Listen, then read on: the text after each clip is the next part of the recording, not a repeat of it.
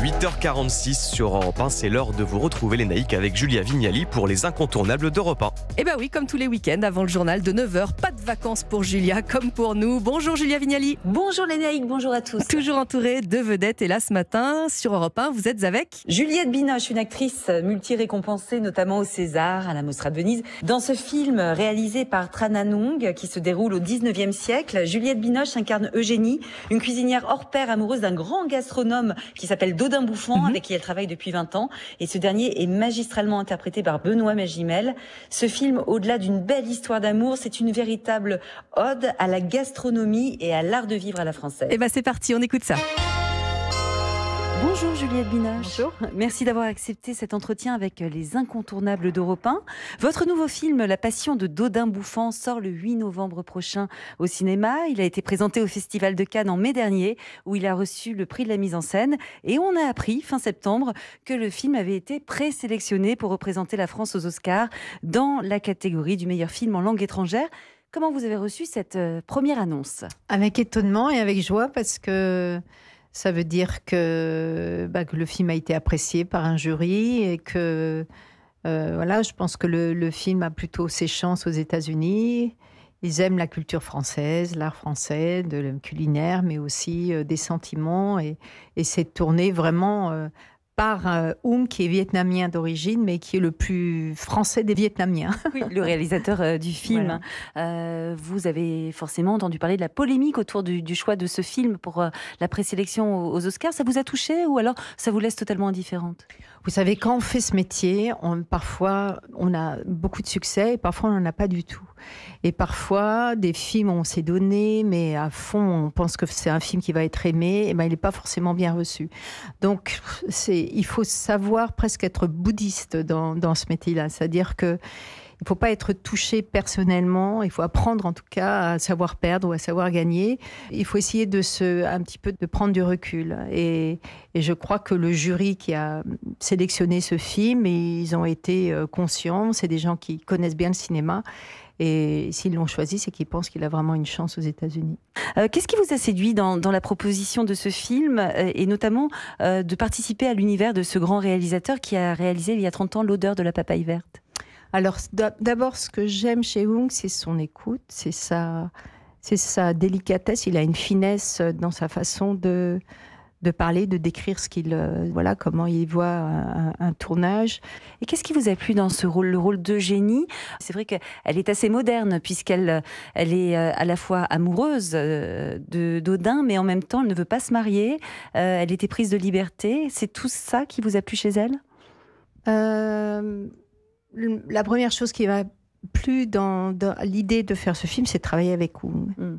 Et puis, le personnage de Eugénie n'existait pas vraiment à la première lecture que j'ai eue quand il m'a présenté le scénario. Puis après, il l'a développé. Et là, cette co-création, ce désir de travailler ensemble autrement, l'un comme l'autre, ça m'a plu. Et puis, le fait que Eugénie, mon personnage, cache sa maladie, je trouvais ça intéressant. Je trouvais que cette résistance à la mort, cette résistance aussi quelque part à une convention, celui du mariage, ça m'a plu parce que je trouve que c'est moderne et à la fois, elle dit oui parce qu'elle sait qu'elle va partir. Alors le chef multi-étoilé Pierre Gagnère figure dans le casting. Il a surtout joué le rôle de conseiller culinaire sur le tournage. Est-ce que vous avez suivi une formation pour exécuter les bons gestes, ceux de la cuisinière aguerrie ? Non, j'ai pas eu de cours. Déjà J'ai pas eu de cours spécialement pour tourner le film, mais on a eu des vidéos que Ung avait faites de Pierre Gagnère dans sa cuisine en train de préparer le pot-au-feu en l'occurrence, mais pas seulement le pot-au-feu, d'autres plats. Et Benoît et moi, on a eu ces vidéos à l'avance qu'on a pu regarder et on a répété un jour avant, mais comme Benoît c'est quelqu'un qui cuisine beaucoup et moi aussi j'aime bien cuisiner, donc disons la dextérité on l'avait déjà. Ouais. Vous parliez de Benoît, évidemment Benoît Magimel, avec qui vous vous retrouvez dans ce film. Vous avez partagé un chapitre de votre vie avec lui, vous avez eu un enfant avec lui, vous avez déclaré en parlant de ces retrouvailles qu'au fond l'amour gagne toujours. Ça veut dire quoi ? Ça veut dire que pour moi, ce film, ça a été un film de réconciliation avec Benoît, que les mots de Hung nous ont permis de faire le pont entre lui et moi, parce que ça faisait longtemps qu'on n'avait pas vraiment passé autant de temps ensemble, et ça m'a fait du bien. Oui. Et jouer avec quelqu'un dont on a partagé la vie, c'est un handicap ou un moteur pour le jeu d'acteur ?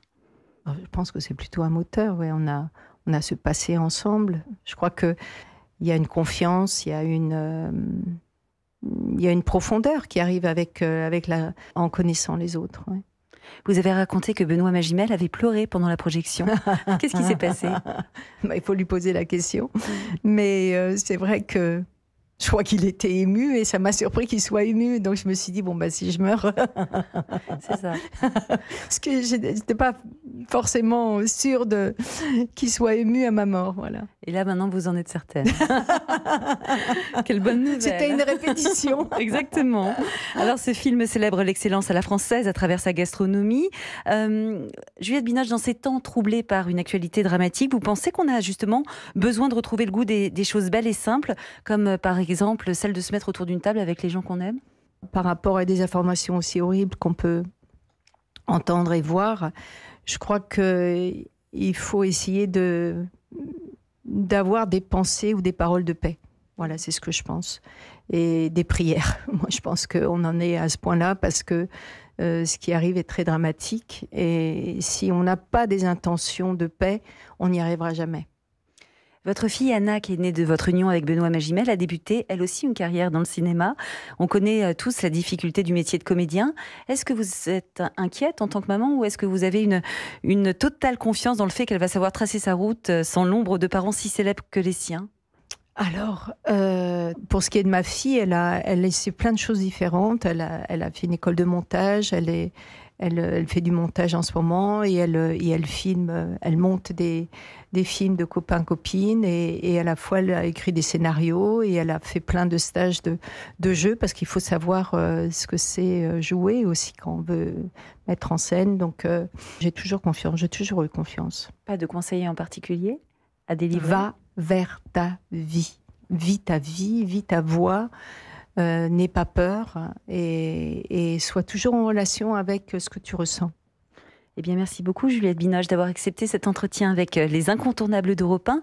Le film La Passion de Dodin Bouffant sort au cinéma le 8 novembre prochain. C'est un poème culinaire, une vraie promesse gourmande qui célèbre entre autres l'art de vivre à la française. On vous souhaite une savoureuse victoire aux prochains Oscars. Merci à vous. Merci à vous.